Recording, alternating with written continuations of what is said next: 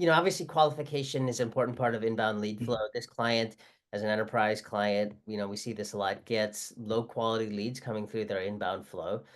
So in many cases, it's often just as worthwhile to spend the effort removing the low quality leads or redirecting those low quality leads, especially in an ABM context where you're really hyper focused on target accounts and the key personas within those accounts. So what can you do in terms of the on-site experience as we're thinking about these campaigns to qualify the leads coming in and make sure that we're not wasting the bandwidth of the BDRs? Yeah, certainly. So this is a pretty simple answer. I mean, the first thing is to identify what these qualification parameters are. Normally, they're fairly basic, team size, location, things of that nature.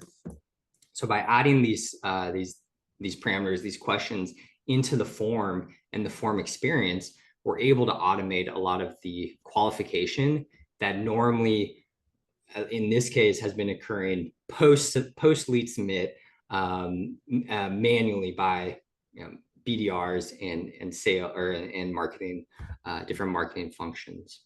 The the power in this is the power by adding the qualification to the form experience is we're able to build in additional conditional routing directly within the website before they head into the backend automation systems.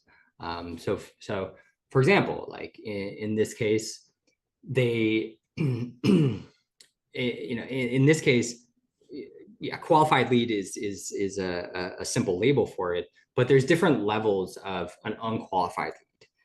In this example, yeah, like there's certain states that that this company cannot operate in.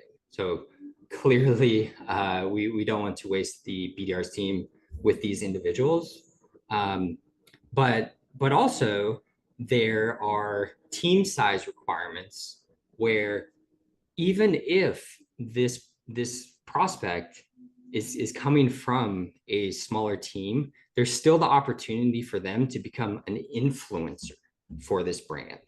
And when I say influencer, I'm circling back to this audience, this product. It's very word of mouth.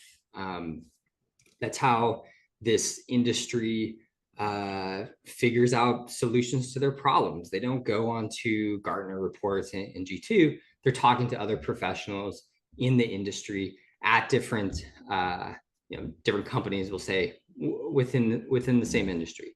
So by being able to identify, first of all, the leads that are completely unqualified, the leads that are unqualified but can still possibly be influencers, and we can provide them information about our service for them to hopefully tell other folks in their network. And then of course the higher quality leads, we're able to route these individuals to different outcomes. Maybe for the very unqualified leads, we just send them to rather than letting them complete the form, we send them to a relevant content piece or something of that nature. Whereas for the for the influencer track, we send them to like an influencer nurture sequence, and kind of the higher quality leads, we route them directly to relevant BDRs, relevant account executives. So rather than we dove into this company and we're finding so many inefficiencies, so many manual processes, a lot of manual qualification, manual routing, things of that nature.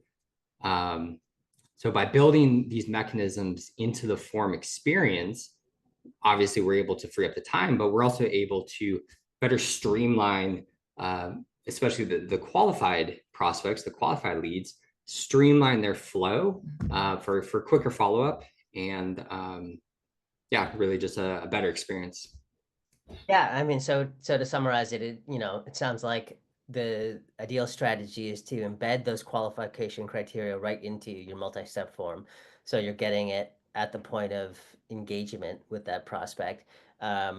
if they meet those qualification criteria, fast track them, and ideally directly into calendar booking with the assigned account owner or rep. That's probably the fastest thing that you can do while you have their attention, get them on the calendar, and especially if they're showing intent and it's an offer that expresses, you know, buying intent. You definitely want to get them on the calendar. And alternatively, if they don't meet that qualification criteria, figure out what your alternative nurture track is, whether it's content or you know, a secondary BDR team or whatever, and obviously disqualify the ones that aren't qualified. And I think if you do these things, to your point, you're not spending manual cycles trying to qualify them, and ideally you're streamlining this so you do get higher quality pipeline and opportunities coming in. Exactly. Yeah. Well summarized. Well said. Cool. So obviously, you know, when we're talking about a pilot and we're looking for, you know, higher quality leads and warmed, you know, nurture target accounts and conversations coming into coming throughout the year, there's a whole sort of measurement and data strategy here that and this customer happens to be in HubSpot.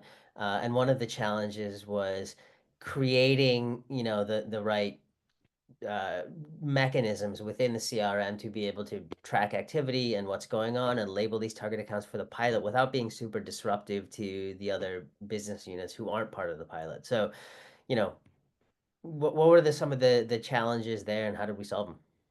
Yeah, certainly. So I'm not the Marketo implementation expert, but I'll talk about this as best as I can.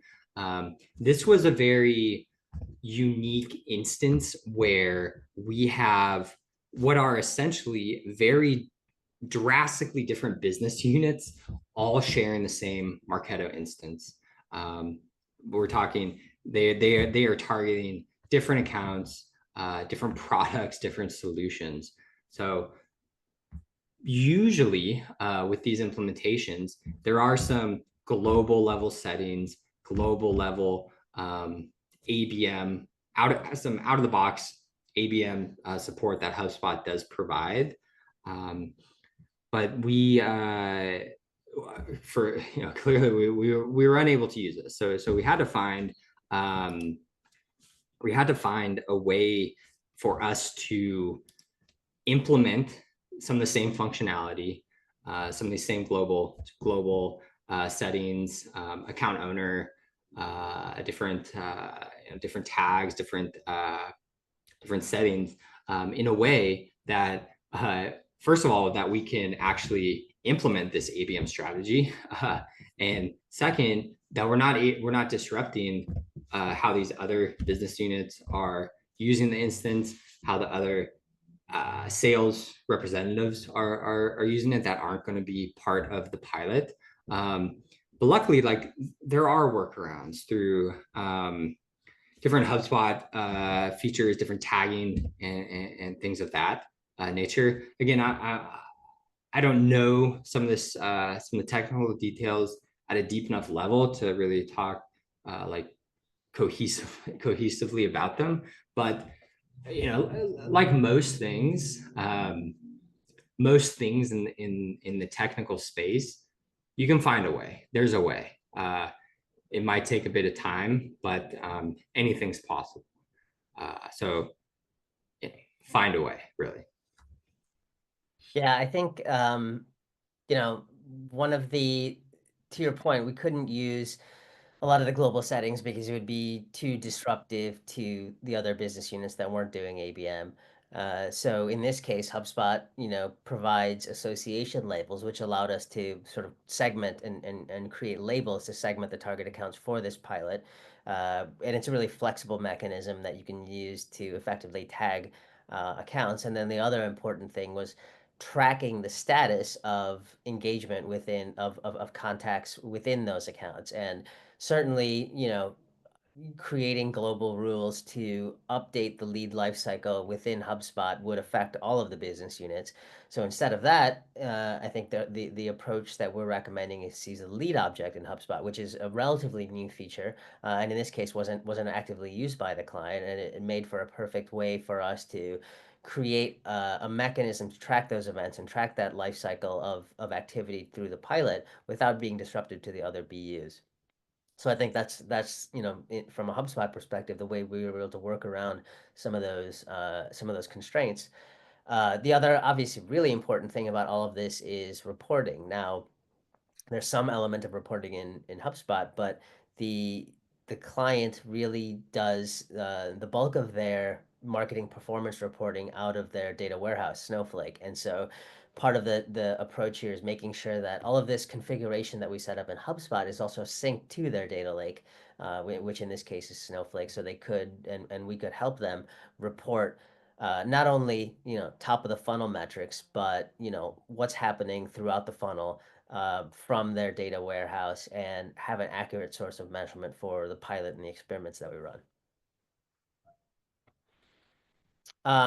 So what kind of metrics would, full funnel measurement is obviously super important, especially important when we talk about an account-based marketing and ABM pilot.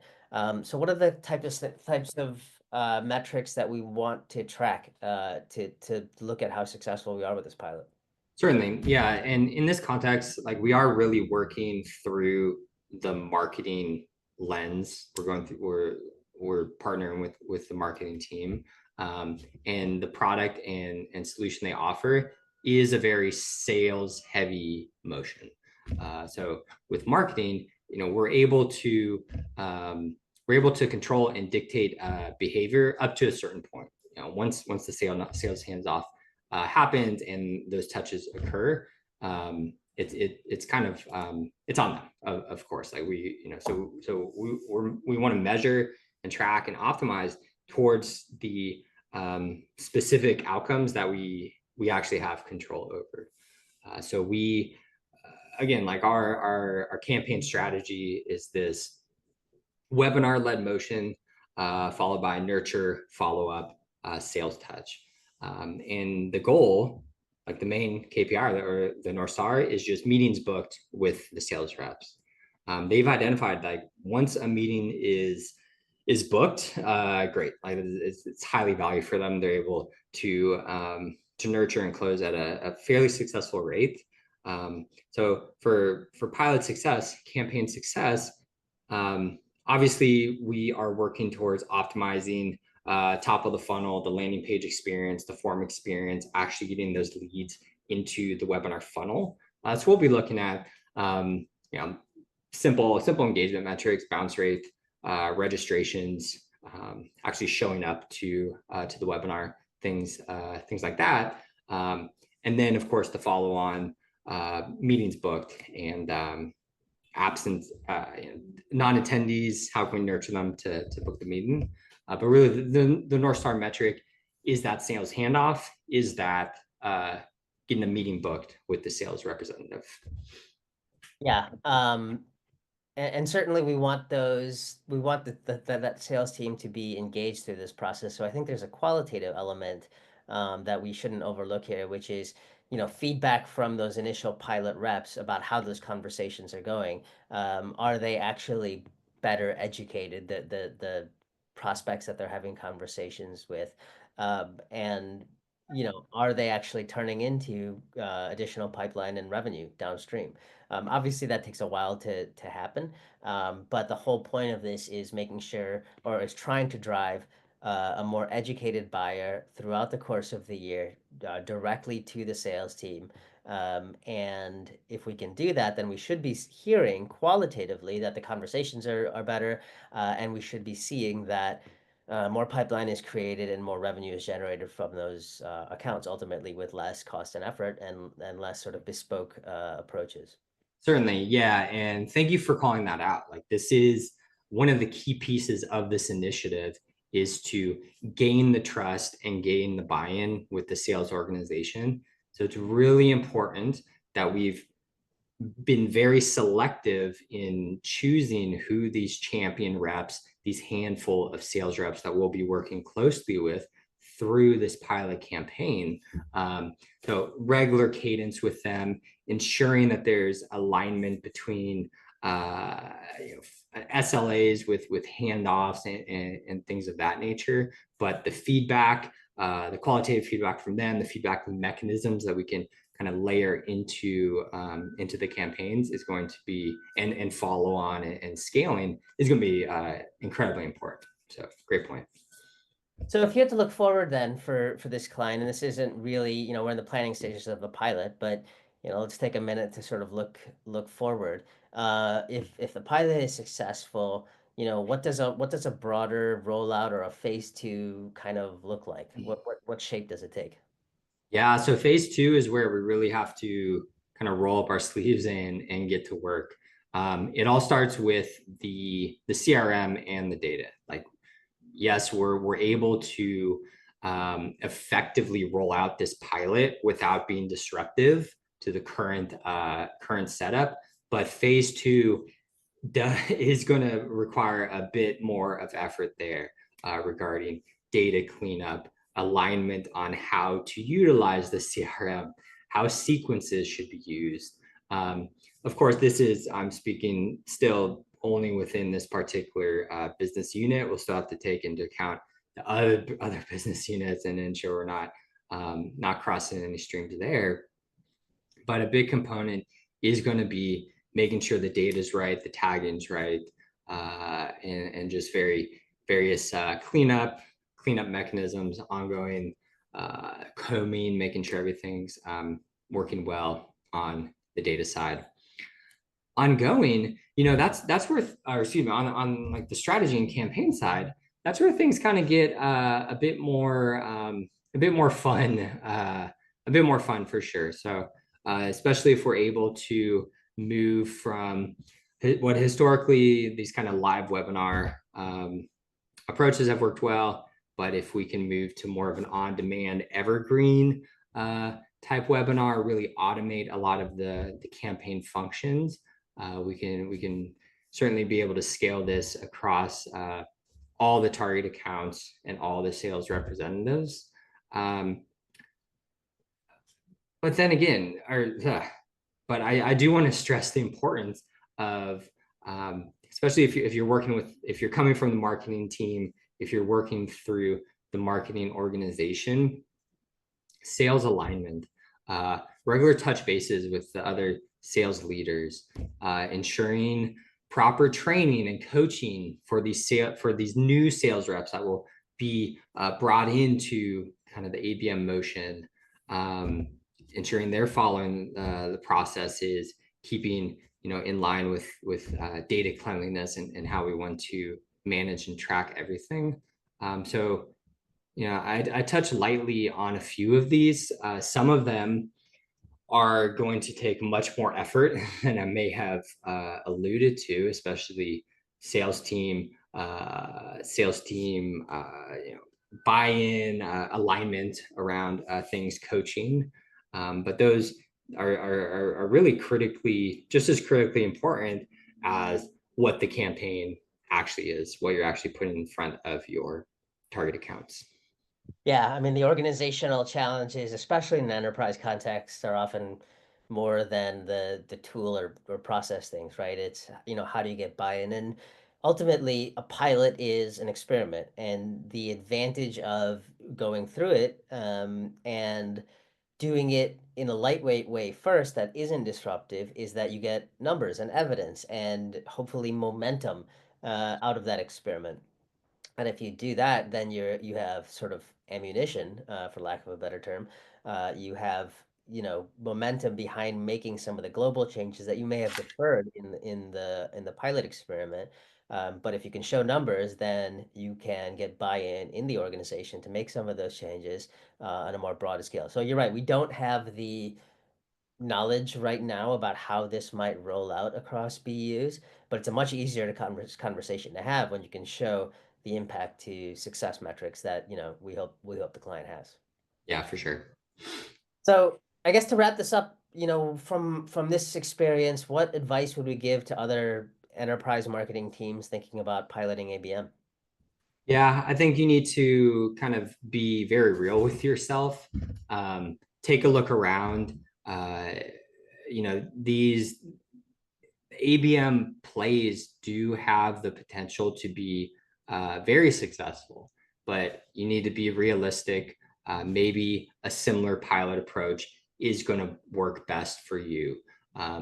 It allows you to bypass having to get organizational changes across different functions, CRM, sales, and marketing, and really work with a couple key allies in each of these functions, prove the worth, and then scale it out. So I think, historically, look into your overall campaigns, what has worked best. Make sure your reporting is in order, understand the actual KPIs to focus on. Don't worry too much about data cleanliness at this point outside of your pilot play, and just keep it small. Test quickly, roll it out. Don't take so much time. And that's really the benefit of this pilot approach is it's not, you're going to be able to get it out the door and show impact much quicker than some of these other larger cross-functional initiatives that we often see. So prove the impact, and scale it, naturally scale it from there. That would be, really my advice. Yeah, I mean, I think that's right. I think if you're thinking about ABM, obviously some of the things that might be different than your traditional leader demand generation is you're starting with a known list of accounts. There's more importance given to the sales and marketing alignment, shared goals, shared plays. But it doesn't alleviate the importance of, iteratively and incrementally test, measure, learn, right? And if you can do that, and work your way through this, you can over time scale into the things that work based on sort of validated evidence of what is working, and especially in the enterprise, create those longer term process, tool, and organizational changes that are going to drive your growth going forward. Certainly. And in this day and age, like the test, iterate, and learn is super important. We really need to be viewing everything we do as a potential experiment, and how can we validate this experiment with the lowest effort as possible to get valid results. That's going to allow you to vet some of these potentially innovative approaches more quickly, and then scale what works, and throw away and iterate what didn't work. So move quick, try to find kind of the smallest effort possible to validate things, and I think you'll find, first of all, you'll probably be much happier as a person, not trying to push these huge initiatives through. And I think you'll find a lot more success within your function, and whatever personal or organizational goal that you're setting up.